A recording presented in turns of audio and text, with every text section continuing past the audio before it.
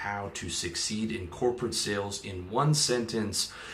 But before we get to that, if you've been following me, you know that I recommend owning a business, ideally a service-based business, especially as your first business, as the optimum way to go for a number of reasons. You can check out my articles and videos on how to start a service business and all my other articles on starting a business. You got low overhead, internet, phone line, you know how to sell, you've got no inventory, when you have all those things together, it is the best business to defeat the 90% failure rate in most businesses, especially when you know how to sell, okay? So if you have your own business or are close to starting one, I say go for it 100%, okay? This is not an advertisement to get into corporate sales. This is for guys who are already in corporate sales or guys who don't have the money or think they don't have the money to start a business and live off that for the next 6 months, or who aren't confident enough in their sales skills to be able to start a business, okay? So sales is the best industry for those two things, for making money as well as learning how to sell on someone else's dime. My years in corporate sales and learning how to sell and all those outbound calls and meetings that I did completely changed who I was as a man, and as well as became the most important skill that I have in business as well as just in life. I mean, you're selling all the time in life, whether you realize it or not, and learning how to sell, especially at a professional level, is extremely valuable, okay? Corporate sales was my path to freedom. I started a business on the side. I scaled up that business in my free time, and I bought my freedom with the money I made. I moved to Thailand, and now I work on that business full time, and I'll never work for someone else again. And you can do that too if you're serious, okay? No joke. You can 100% do that too. Ideally though, especially, if you don't have to move to Thailand, you don't have to, most guys are going to stay in the West or in their own country. Ideally, you do it all in the same industry, especially if you're not planning to move. So you learn how to sell real estate and then you go off into your own real estate business, or you work for a recruiting company learning how to sell headhunting services, and then you go off and start your own headhunting company, or something along those lines where you're learning industry specific stuff and then going off on your own. With that said, you don't have to do it that way. I didn't do it that way. A lot of guys just learned how to sell and stack cash and then went into something else that they wanted to do. But that's the easiest transition, is into an industry that you've already mastered. With that said, whatever way you're going to do it,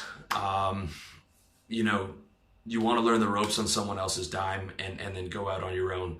I do not advise a career staying in corporate sales. You can stay there longer if you move up into management and then into higher levels of management. But again, the corporate life is not ideal for optimizing your happiness and your lifestyle, and just staying in corporate sales in the trenches forever. I'm going to tell you, you're not going to want to do that. Every sales guy I know gets burnt out. You're like an NBA player, NFL player, when you only have a certain amount of those years in your prime, and you don't want to stay there past your prime, especially when you're already getting burnt out. And it'd be like, a couple years away of grinding from starting your own business. You want to get in there, and you want to have that business rocking on the side as soon as you can, within all legal compliance, of course. Okay, so to do all that, you have to learn how to survive and thrive in sales, okay? And here's the ticket. Here's the kicker of the video. Here's how to succeed in sales in one sentence, okay? Are you ready for it? Because you're not going to like it, all right? Eat shit and love the taste, okay? Let me say that again. Eat shit and love the taste. You are going to eat so much shit in your corporate sales job. You are going to have to learn how to love the taste, because you're going to have it for breakfast, lunch, and dinner every single day. I'm telling you that right now, okay? I'm telling you what all the sales trainers don't want to tell you. There's only one guy that keeps it real, and that's Grant Cardone, and he talks about how he hated his sales job, and he just learned how to get really good at it, and he tells you that sales is hard and you're going to hate it. Everyone else is blowing smoke up your ass, okay? All those other guys, the exception of Tom Hopkins, who's good, but those two guys, the rest are just dream sellers. And I remember reading through all those sales training books and those manuals, and I was like, these guys are high, talking about, the joys of selling. Sales is rough, it's cutthroat, it's hard, and you have to have your armor on every day ready to go into battle, Okay, that's the reality of it. Okay, that's what those guys don't want to tell you. It's rough, and anyone who's telling you any different is lying to you. Okay, so that's the first thing. Okay, corporate sales is cutthroat, especially outbound. Okay, inbound sales is hard too. Working in a car dealership is hard too. Getting inbound calls is hard too. But the hardest thing in the world is that outbound sales. Okay, where you've got your 100 calls a day, you've got people hanging up on you. You've got people you've been pitching for months canceling the meeting at the last minute. You've got guys that said they were going to sign the contract, and you told your boss in your target meeting that week that guy was going to come in, and he either brushes you off or tells you he's not going to sign it. You've got client fires that you got to put out every day on top of getting your new clients and on top of getting more from your current clients. You've got some clients that treat you well, but you've got a lot that are not going to treat you well.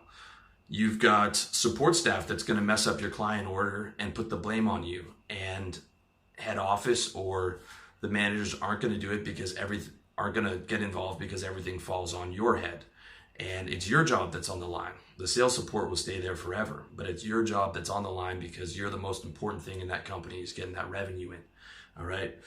You've got clients that will take out their frustrations on you because they know that you have to take it. You have to sit there and be nice to them, and they can be as rude to you as they want, but you've got that target on your back every month. So they will, I'm spending money with this guy so I can take out my frustrations on him.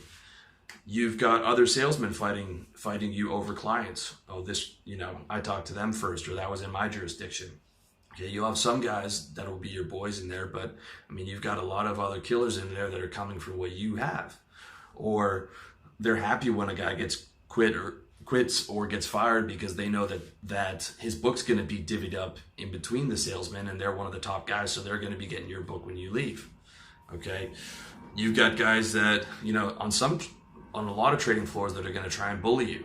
Okay, and you got to stand up from yourself and go hard and push back from day one, because every office floor has a whipping boy, and I'm telling you, you don't want to be that guy. You don't want to be the guy that your boss and the guys on the office floor take their frustrations out on. And the toughest part by far, once you get used to it and when you're starting out, just making a cold call scary, but the toughest part by far, combining all those other things, the toughest part by far is that monthly target. Okay. You are 2 to 3 bad months away from getting fired at any time. That's the reality of life in sales. Don't believe any of that company mission statement or if they're trying to tell you we're a family, or if your boss is acting like he's your friend. I mean, some guys might go out of the way for you, but I mean, 2, 3, 4 months not hitting your target, you're out of there, dude. Like, that's the reality of it. And your boss is most likely, if you're in a high performance environment, is going to be riding you hard. He's going to be right up your ass on that, on the monthly meetings, on the weekly meetings. Some guys do daily meetings about where which clients are coming in, what's the percentage, who's that, and then they go through, okay, last week you said this guy was going to come in. And if you say you're not going to hit target, like I only have X amount of clients, they're going to be like, well, why aren't you going to hit target? Why? Okay. So then you have to go in and add more and give, a higher percentage of those coming in. And then that puts you in a place where you're over promising and under delivering if the results aren't coming through, and then you're going to get hit on that, and you're going to be thinking about your targets in the shower. You're going to be thinking about your targets when you're having sex with your girl. You're going to be thinking about that. Once you get adjusted to life and sales, you are living, your number one priority in life becomes that monthly target, because when you stop hitting those, the taps are turned off on your revenue. Like, that's the reality of that game. Okay. And you feel like no one's in your corner because they're not. If you're lucky, you might have a boss who's ethical, but I mean, he's still dictated from head office of like, you guys got to hit these numbers. And if you're not hitting it, he'll fire you too. You might have some friends and support staff. And in my book, I tell you how to, get them to help you. But for the majority of the time, it's like no one's in your corner. Your boss is on top of you. Other sales guys are trying to get your clients. Your clients are on top of you and putting pressure on you and having problems with things. Secretaries are telling you off. The decision makers hanging up on you and flaking on calls and flaking on meetings. I mean, everywhere you look, things are against you, and you still have to go in there and still have to be tough and still have to act like you're interested and act like you're involved and go hard on these things. I mean, it is no joke. And the ironic thing is that you're the most valuable asset to that organization. Okay, the most valuable thing to any business is revenue. No revenue, no business. And sales guys get revenue. Ironically, though, you're the first to get fired. The support staff can stay there for 3 years messing up client orders and no one cares because that responsibility falls on you. Okay, the sales guy's the first to get fired because if that revenue's not coming in, the business suffers. So you're the most valuable asset, but you're treated like the least valuable asset. It is known to you that you will get fired when you don't hit your targets. They might try and soften that or try and dream sell you on that, but when you start to work for a year and you start to see a guy get fired every month or every 2 months, you realize that that day will come for you if you don't make it happen. So what you do, okay, what you do is you become a shark. This is what you have to become. You become a corporate killer, you become a shark, and a shark never sleeps. A shark's always on the hunt for its next meal. That's the mentality you have to take, okay? That's the mentality you have to take when you wake up every day, even on the weekends. You can't slack off and, party all night for 2 nights and then wake up Monday morning all messed up and hungover and go into work and be able to win. Like, you need to keep all that stuff on point, okay? You have to wake up every day, put your armor on, and go hard. Okay, when you've got that big presentation, you got to put on your $500 suit. You got to have your headphones in, the motivational stuff on the way to work. You got to go into that washroom right before the presentation, take those deep breaths, wash your face off with water, pump yourself up, tell yourself you're a killer, you're going to get it, you're going to close, you're going to, this is mine, I'm taking this. Like, that's the mentality you got to have. You got to pitch. I would go to conferences, and the only time I could get in touch with a CEO of a $1 billion insurance company was when he was in the bathroom. So I'm going to a conference and pitching this guy in the bathroom because my boss sent me to that conference and he said, come back with a contract. So I'm there for 2 days, killing myself to get a contract, harassing people. I mean, it's rough, dude. I'm telling you that, okay? So diet, sleep, exercise, motivational audios, ejaculating as little as possible, having all those metrics in place that keep you strong for you to be able to go hard and be that shark that you need to be, okay? And when you do that, though, the crazy thing starts to happen. You make it happen. You become a different man. You become tougher than you thought possible, okay? The man I am now is not the same man that I was before almost a decade of cutthroat corporate sales. I mean, that's just the reality of it.